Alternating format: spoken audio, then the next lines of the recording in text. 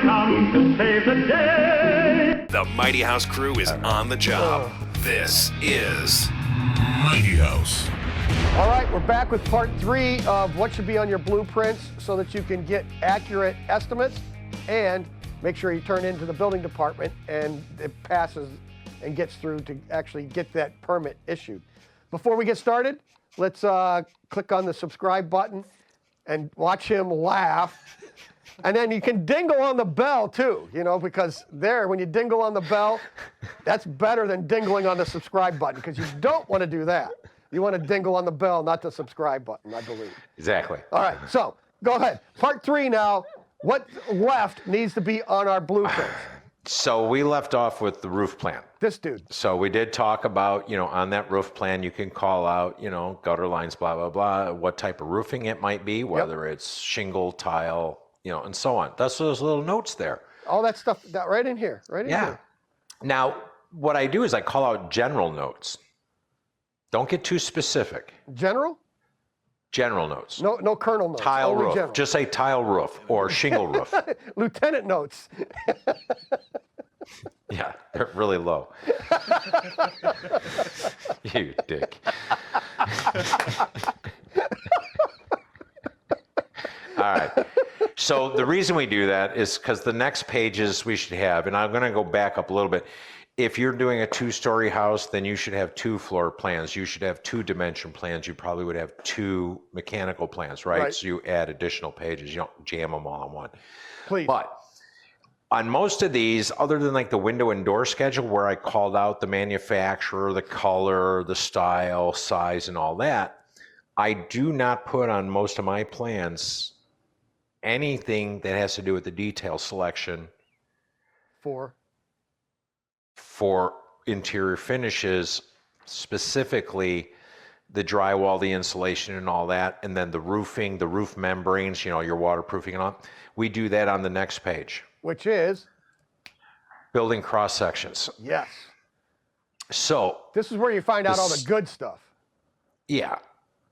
Now, this one, the one that's next to you, Ron, that is my wall section through one of the exterior walls. So what that is showing is that it's an 8-inch block wall. Right here. It's showing that it has a number 5 rebar running through it every 4 feet. But now where it gets interesting and the reason why I do what I do is that's showing stucco on the outside. It's going to show right here. Yep. It's going to show 3/4 inch foam, rigid foam insulation. All of R5, by the way. Ooh. Then 3/4 inch furring strips, then 1/2 inch drywall. Hey, that's all I need down here is R5, dude. I'm good. Our temperature doesn't vary as much as yours. Yeah, no. But if there's anything more, like the style of the trim, right? I'm using, 1x8 baseboard, 1x4 casings, things like that. You call them out on there. Right here. Yep. And like my roof tile is called out up on the top there. It shows the insulation there. The reason why we do this on this page alone is that if we're going through the bidding process or the design process and we realize, okay, the roof tile is too expensive, we can't afford that, we're going to go to a metal roof, right? Standing seam. Okay. Well, I don't have to go revise 6-7 pages of drawings. I can go right to the cross section, take out tile, and write, this is what we're going to have. It's 20 gauge standing seam roof. Right. Put the color, the manufacturer, whatever, give them the details. But I try to keep everything on a single page for those exterior and interior selections that you can. Again, the floor plan or the mechanical plan should have, which I don't even know if we really did it then. But on the mechanical plan, I always had a plumbing schedule. Give me the manufacturer, brand, and finish of your faucets, your toilets, your sinks, everything. Put them on there. Everybody's bidding the same thing then. Correct. But if you're just going, you hand me a set of drawings with 3 bathrooms, I see 3 sinks, 3 toilets. I can get toilets at the box store for $79. Uh-huh. But I can also get you a Toto for what, $8,000? Oh yeah, if you want to go the full high end. Yeah. Yeah. Okay, so what do you want? One that sings to me. That's the problem when you do this competitive bid thing. You might want one of those Toto toilets at $8,000. Yeah, I want it to sing. They're like $6,500. Yeah, I want it to say, "Hey, Rich, how you doing, babe? come on in, have a seat. You mean they wave at you? Like when you walk by, they wave? Yeah, exactly. And if you get even closer, it goes, That thing's creeped me out, man. And it has a detachable remote that you can take to bed with you. Sure, in case, you never know. Well, yeah, because if you're laying in bed and you forgot to flush, you can press the button, it'll flush. Takes care of it right there, boom, done. Yeah. Except if you actually went to bed and you forgot to wipe, you pretty much got to go back with the remote. I'm just saying. Because it's not going to fix that. No. So I don't understand those things. Like, dude, I know they're kind of cool. Yeah. Show your friends. Yeah, Blue lights. Yeah. Blue lights in the bowl. that's right. I mean, I grew up with the tidy bowl guy with the little boat going in with the Yeah, blue water. but he Now was we in got the blue tank. lights. Yeah, he was in the tank. This is in the bowl itself. All right, we probably should reel this in just a little. You think? Yes. Okay. So the wall sections are important for showing the relationship of maybe your floor slab to your ceiling. It'll give you overall heights and, you know, where my beam might be or where that girder is that's holding the floor joist, things like that. So those are going to be on those cross sections. Very critical when you have stairways. Yeah. Always try to draw a line, cross section through a stair. Do the math. Right. You know, does the stair actually work? Because, you know, especially with the newer codes where I need 11 and a quarter, 11-inch clear, well, it's not like the old house where they were all 9-inch and, you know, you went down like this. Now Right. you got to go like this. Well, that means I need headroom. I need, you know, so it's going to take up space in other rooms. So Correct. it's important to know that. And these are scaled now too. There's going to be a different scale to these, and that'll be called out somewhere on Yeah. the page too. But this is still Yeah, those scaled I think out. are actually typically done at 1/2 inches, 1 foot. Yeah. Again, something you can read in the field with a tape measure. But now this one probably isn't 1/2 equals a foot. No, and that would say NTS, not to scale. Okay.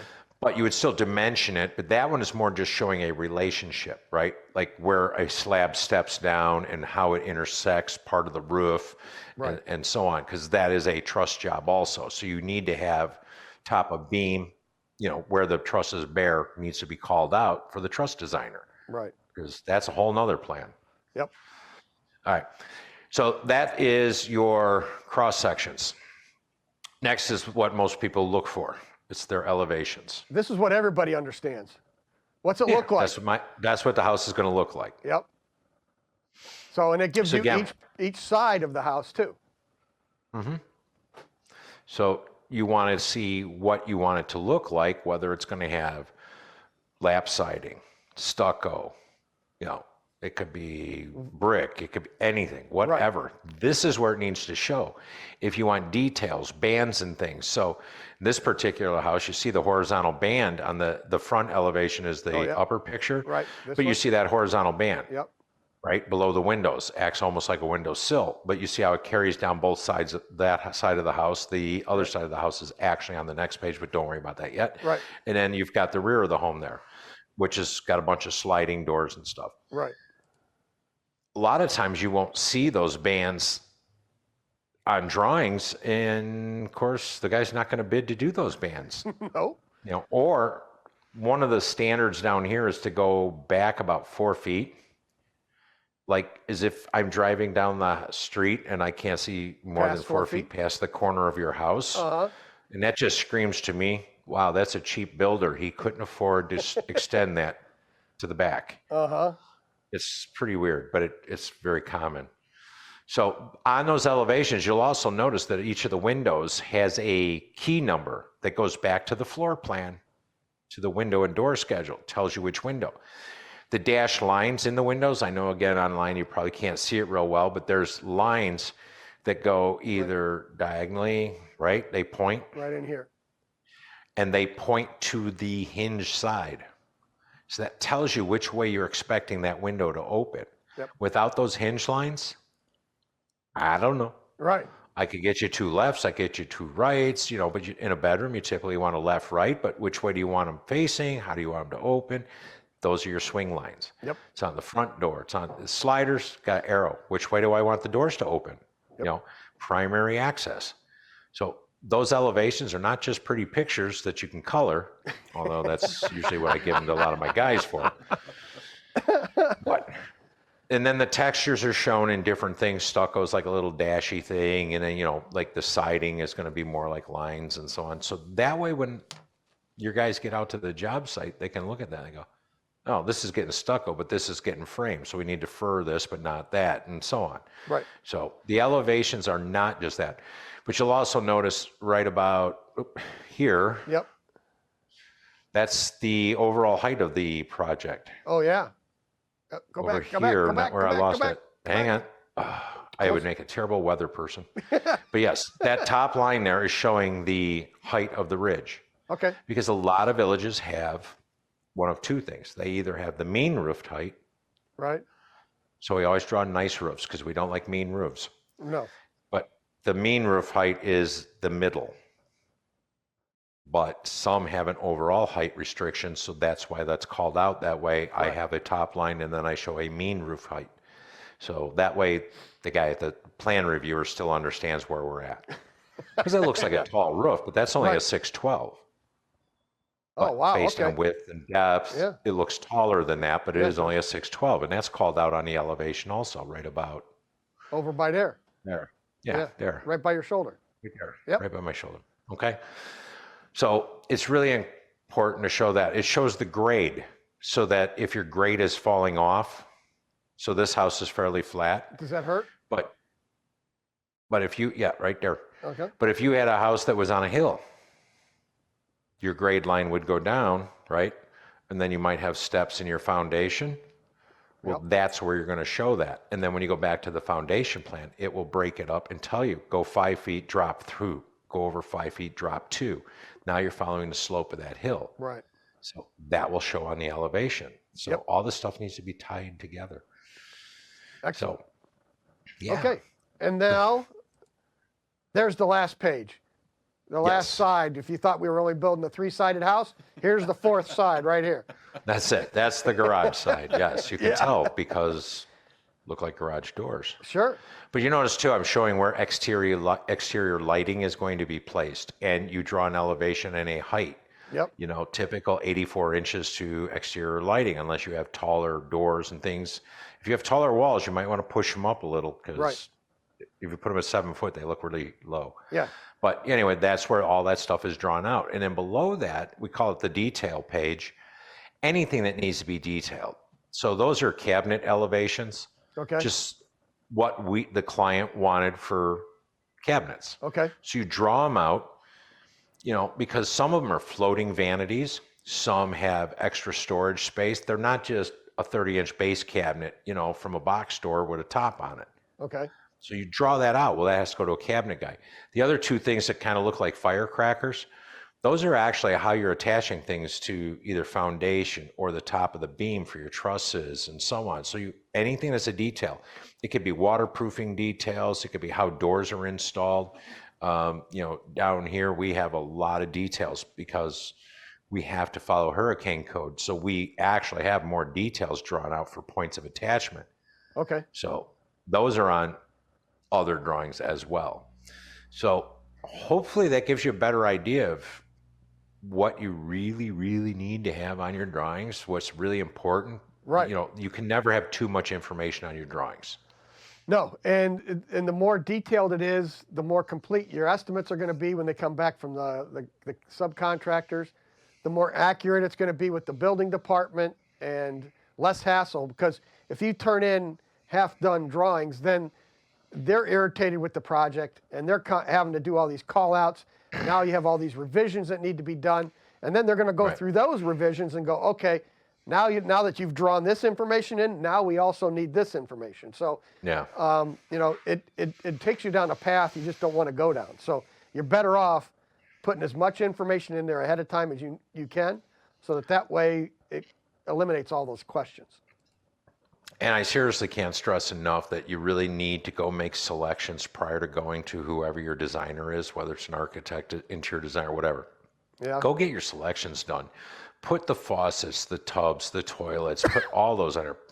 Lighting fixtures, by code, you got to have a light in a bedroom. So I'm really a big fan of these $3 light fixtures. Uh-huh. from the box store. Right. Because as Ron said, as long as you put a fan box up there, I can always change the light later. But by code, I got to have something. So that's fine. But just call that out then. Say owner supplied POS. We're fine with that. Does that say that on the print? That's like On in the side the of the details? box, and right after the SKU number, it says Yeah. POS. It's point of VIF, and then sale. you got the next one is POS, and then the next one. Yeah, PQS. Anyway, so yeah, you go through all those things, but everything should be on there. The more you can put on there, like Ryan keeps saying, you're going to get more accurate bids. Yep. Like I said, when I look at empty drawings like that, I go, I don't even want to bid this. And people get upset about it, and it's like it's nothing personal. It's just you haven't done your homework. Right. So I'm going to spend a whole bunch of time putting numbers together. And you're just And going to not be get guessing. the job because I'm giving you realistic allowances or whatever, but it's not what you have in your minds. Right. So we're going to give you an estimate, and it's going to include an allowance for $800 for toilets. The next guy's giving you an allowance of $125. Well, that you're no longer getting that apples to apples thing. And if you do that with enough items, that guy's going to be $5,000 less than me. And then you're going to sign with him. And then after you get in the job and he starts handing you change orders and you're like, wait, why? Right. And I've had that happen. I had one job where I gave him an allowance for a kitchen faucet of like $300. Sure. And they didn't hire me because I charged them $300 for a kitchen faucet.